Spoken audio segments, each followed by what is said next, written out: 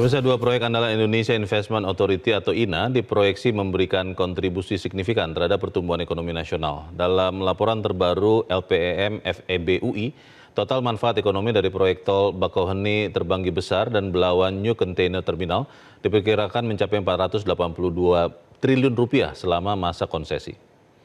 LPM FEB UI menjelaskan bahwa jalan tol Bakauheni Terbanggi Besar memberi dampak terbesar melalui penciptaan pertumbuhan ekonomi, efisiensi logistik, dan peningkatan aktivitas perdagangan di Pulau Sumatera. Di luar dampak makroekonomi itu, laporan ini juga menyoroti manfaat sosial, ekonomi, dan lingkungan yang lebih luas.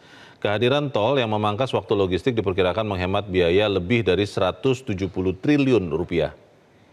Dari aspek sosial, tol ini berpeluang meningkatkan pendapatan UMKM sekitar 12% dan membuka perluasan pasar hingga 46%.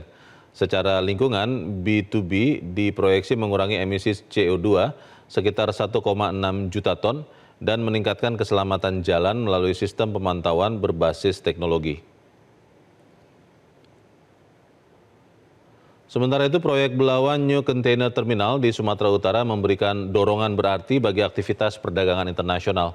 LPEM FEB UI memperkirakan proyek ini menciptakan 4.400 lapangan kerja setiap tahun dan menyumbang pendapatan fiskal hingga 15 triliun rupiah.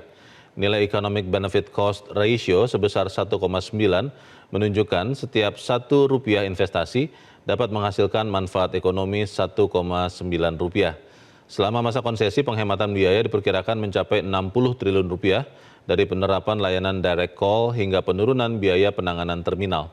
Di luar kontribusi ekonomi, revitalisasi BNCT juga diperkirakan meningkatkan pendapatan UMKM dan perusahaan lokal hingga 50%, memperluas akses komoditas 25% dan meningkatkan pasar 30%.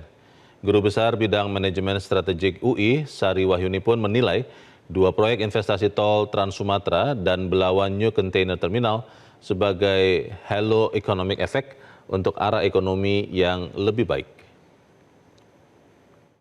Dia memberikan halo ekonomi impact, saya kira sangat luar biasa. Apalagi kalau Anda lihat proyek-proyek INA itu banyak sekali yang breakthrough teknologi. Sekali kemarin kan dijelaskan ya ESG-nya bagaimana, dampaknya terhadap masyarakat.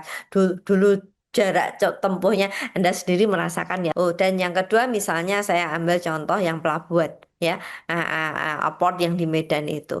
Port yang di Medan itu dulunya very low. Oh, boleh dikatakan standarnya masih di bawah standar internasional.